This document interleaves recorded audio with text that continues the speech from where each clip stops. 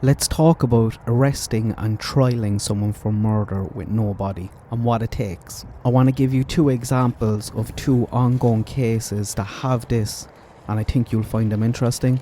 One is an adult, one is a child. Trials and arrests without a body always kind of get my attention because they're very, very difficult to prosecute. It's very difficult to get a conviction with a no-body murder, and in most cases you can't even get an arrest, so they're worth looking at. It's worth looking at what it takes to get an arrest and a conviction in these cases, because they're rare in adults and even more so in children, because it's harder to prove no proof of life in children than it would be in adults. The first case I want to talk about is Larry and Maya Millete. Larry will be going on trial for Maya's murder. I think the trial is scheduled for April, so keep an eye out on it. Let me tell you about old Larry. Maya's sister actually called to report her missing on a Saturday evening. It was January the 9th last year, shortly before midnight. They didn't hear from her in a few days, which was very unusual. They hadn't heard from her since the previous Thursday, and it was Maya's daughter's 11th birthday on the Sunday, so she should have been on to him. She was busy organising that up until then, and then she just disappeared on the Thursday. It was just weird that she went so quiet and wasn't replying to them. The police heard on the phone call because she was over in the house, because her husband had actually called previously, and Larry said she was locked in a room, in the bedroom, but he didn't go in. He was just knocking on the door asking was she alright. There was no answer. And then when her sister called over, she insisted on seeing her, and Larry actually opened the door to the bedroom with the key, which was a bit weird. Thought she was locked in the room, Larry. So they heard on her voice that she was a bit hesitant, so they actually did a welfare check. That's how they first initially went to the house that night. And Maya was gone, had totally vanished into thin air. So what happened? Where did she go? They learned very quickly, the officers, that Larry and Maya had an argument on the Thursday night. They had been having problems all year. She was a gorgeous, smart woman who, I think, in my opinion, had outgrown Larry. And on that Thursday, she actually called a divorce lawyer. And then that night, she disappears. Seems a bit dodgy, right? It sounds dodgy because it is. The next day, on January the 8th, Larry left in his car for the day with his 4-year-old. He said Maya had been in the house. She was still in her bedroom. She wasn't feeling great. She was locked in her bedroom. And he conveniently left his phone at home that day and turned the GPS off in the car. He came home that evening. He said he physically saw her, I think, in the kitchen. That would have been on the Friday. And she wasn't reported missing until the following day, the Saturday, the next day, when the sister called over and was having more of it. They looked at Larry's phone. It turns out he deleted all his messages previous to January the 9th. He said he needed to save space on his phone. And they also looked at the neighbour's CCTV that showed Maya park her Jeep up and go into her house on the Thursday at 16:42. She didn't come back out. They had a 9-month investigation, served 66 search warrants, 97 witness statements, 128 tips were followed up on, no sign of Maya. Police and her family organised massive searches, no joy. Larry didn't participate in a single search. And you can imagine how frustrated and angry at Larry and the LE people were getting. But that got a whole lot worse a few months into it when surveillance audio from one of the neighbours came out. This is from the Thursday night. Remember, Maya was last seen going into her home that night. She also called a divorce lawyer that day. And this is the audio from one of the neighbours' CCTV cameras. Here's the clip.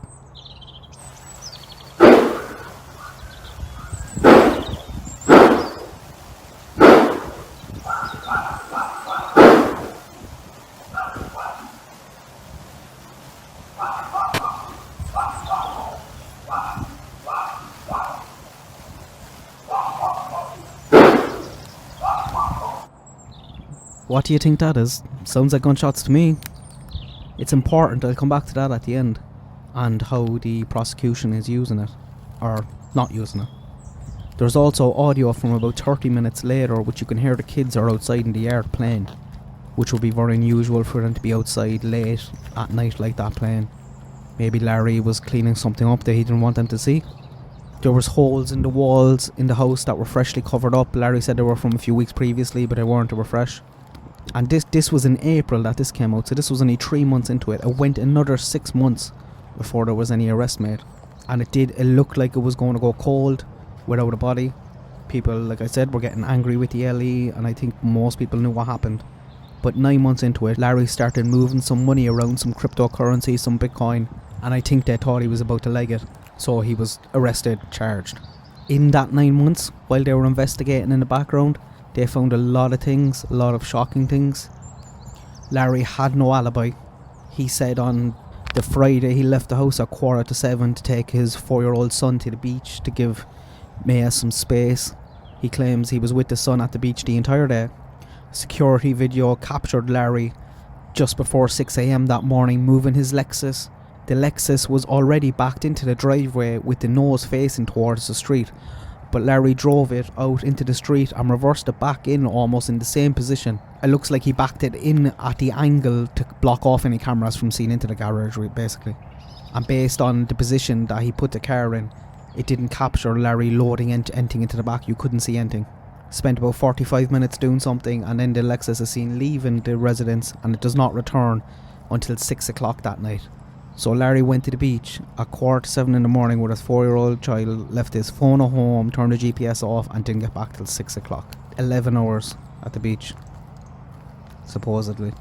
Then when he came home, Maya's brother-in-law called. The kids said she'd been up in her room, they didn't see her in ages. The kids hadn't been fed, they were starving. They said he went inside, knocked on Maya's door, got no answer.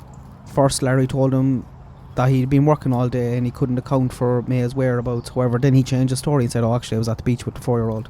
So he came back down, said there was no answer on her bedroom door and to give him a shout when Maya gets up. There was no lights on in her room or anything like that. During the initial stages of the investigation, Larry allowed the detectives to speak with the children.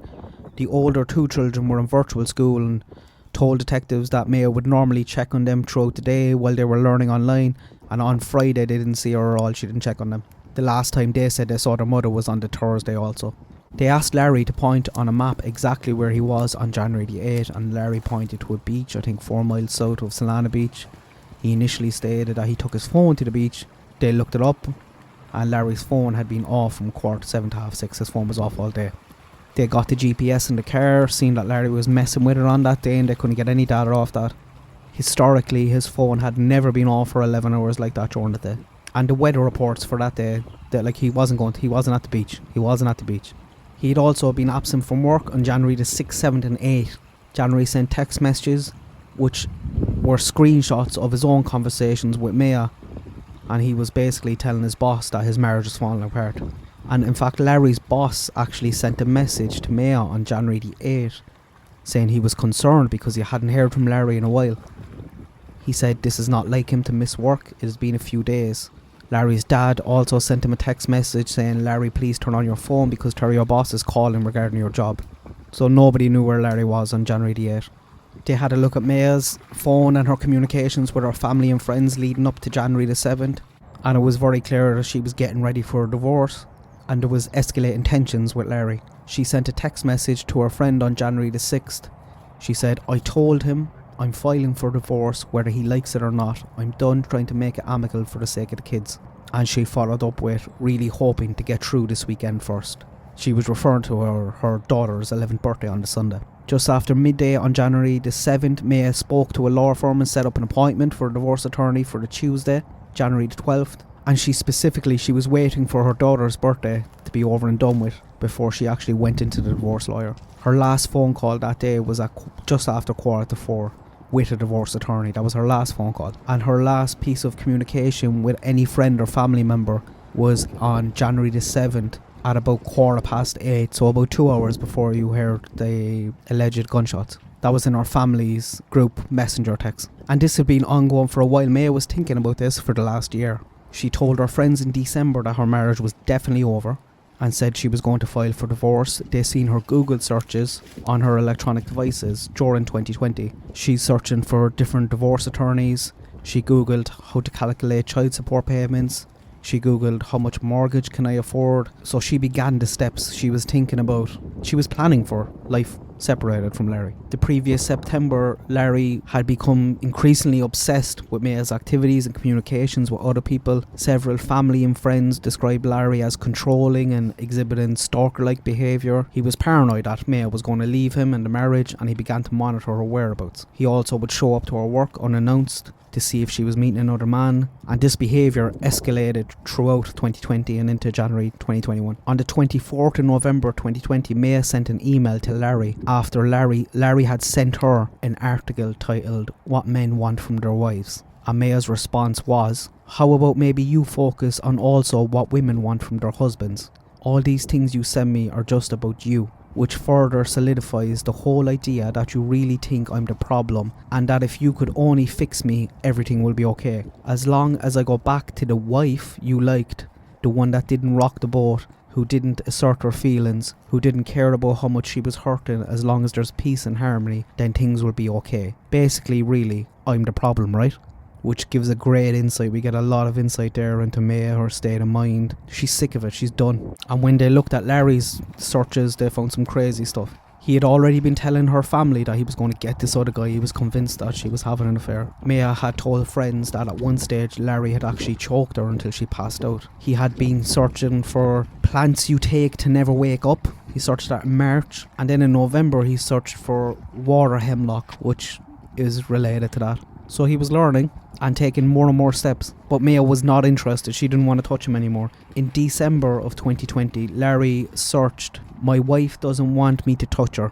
Literally. He also searched for a few rohypnol, stuff like that. But when they downloaded Larry's phone, they got everything. They got his emails, financial transactions, email communications with various companies, and he had been online all year contacting spellcasters to cast spells on Maya. He'd been contacting companies that purported to be psychics, spirit channelers, white light practitioners capable of energy work in quotes, they sell spells that can be cast to enhance a person's love life or eliminate debt, make a romantic partner remain faithful. Larry purchased loads of spells and cast loads of spells on Maya. Between September and January, he was on these websites every day, multiple times a day, purchasing spells, sending messages requesting help so that Maya would obey him, fall back in love with him. Even once then it starts to escalate to incapacitate her, make her sick so she would not want to leave the house. There was one spell on the 27th of December where Larry, in quotes, "Please punish May and incapacitate her enough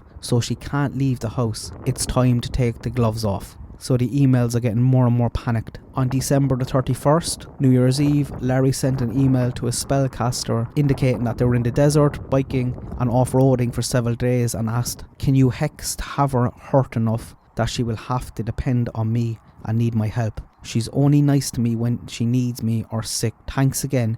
Maybe an accident or a broken bone." Back to the night that Maya went missing, her phone activity stopped. No activity on her phone from 25 past 1 in the morning. About an hour later, Larry sent one email to a spellcaster at 2:36 on January the 8th, and then he abruptly ends his messaging campaign begging for help. Why doesn't he need help anymore? He doesn't send another email to one of these spellcasters who he was emailing several times a day until January the 9th at 5:55 in the morning, when he asked the spellcaster to remove or stop hexing my wife. So he wants to take all the spells off now. And then Larry shifts his focus and sends emails right through to the beginning of February asking to punish the man with whom Maya had an affair. And basically from January the 9th, Larry didn't direct any more spells, no hexes on Maya, or doesn't make any more requests for assistance with his crumbling marriage.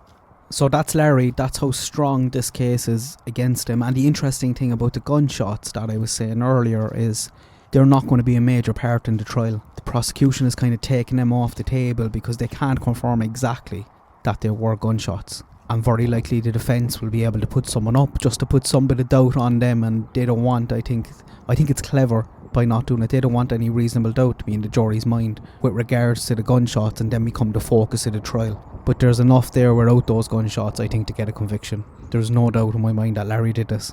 It's a bit of a balls that he still kind of has a hand to play.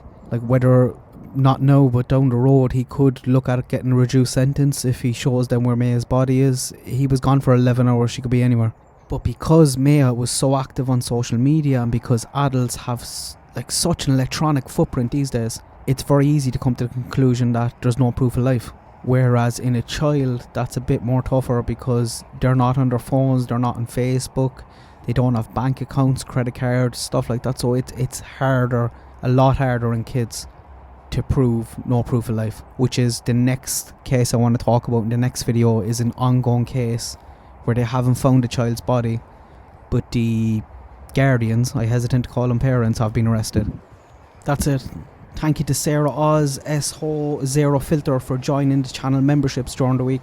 I actually did a second video today for the channel membership tab. I'm not sure whether you can see it on your phones, but if you go in to have a look there, I did a video just explaining the different tiers and stuff like that, so check that out.